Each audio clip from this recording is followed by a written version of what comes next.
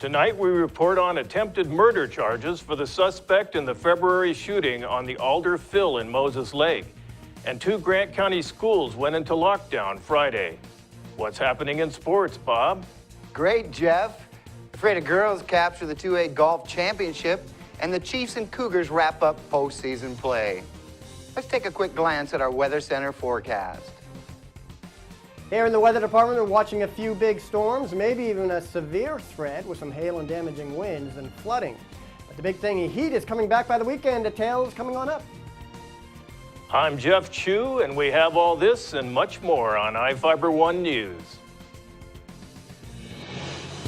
From the iFIBER 1 HD studio here in the heart of the Columbia Basin, this is iFIBER 1 News, your #1 source for local news, sports headlines, and our very own Weather Center forecast covering the entire Columbia Basin.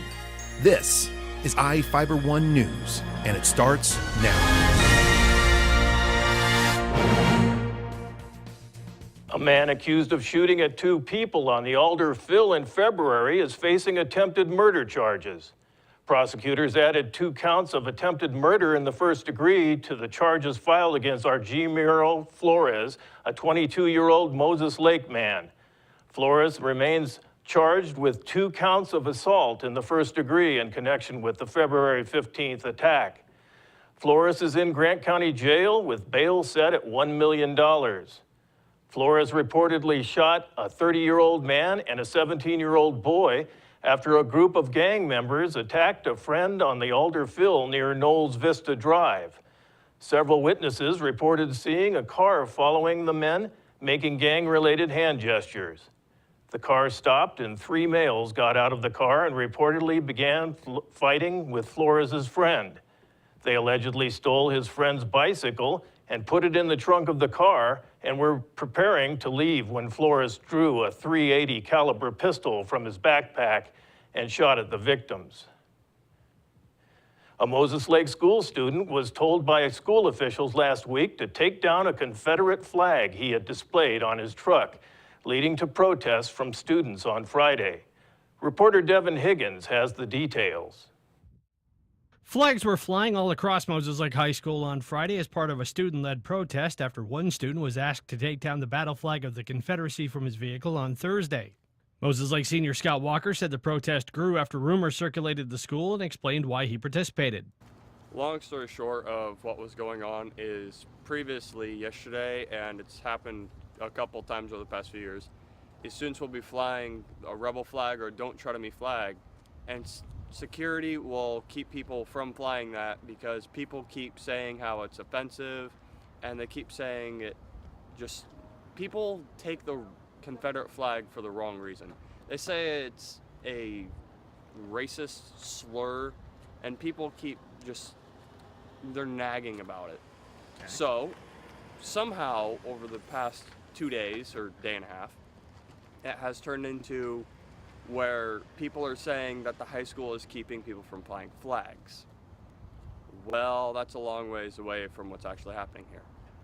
What's actually happening is security is tired of people complaining about the Confederate flag.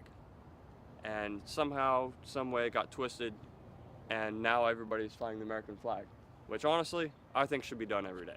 Principal Joshua Meek said no students taking part in the protest were disciplined and hoped it could be used as a learning experience about expression and respecting opposing views. I think that whenever people are very heated or passionate about a subject, there's always different perspectives about it. And I know for every student who shares those same set of beliefs, there's other students who can give you a very rational, and staff members who can give you a very rational explanation about how it is offensive and how it represents a part of history that is not worth celebrating or that isn't something to really draw attention to. And so, yes, there's obviously 2 sides to the story, but I don't think that having that conflict erupt in that format is really an effective way to help bridge that gap of difference of opinion.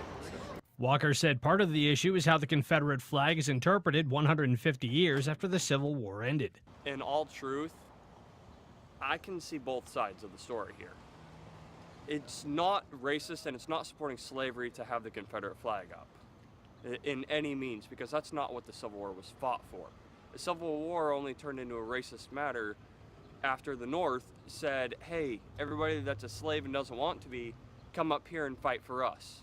Are you of the opinion that you're right and they're wrong because you understand what the flag's about and they may not?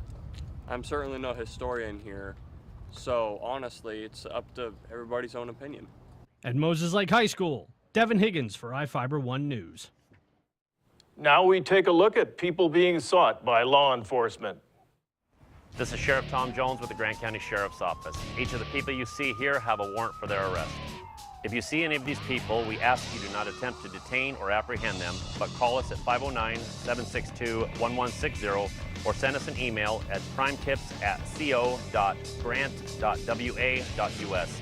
If the person is presenting a danger, call 911. With your help, we can bring these people to justice and make our community safer. We'll be right back after this.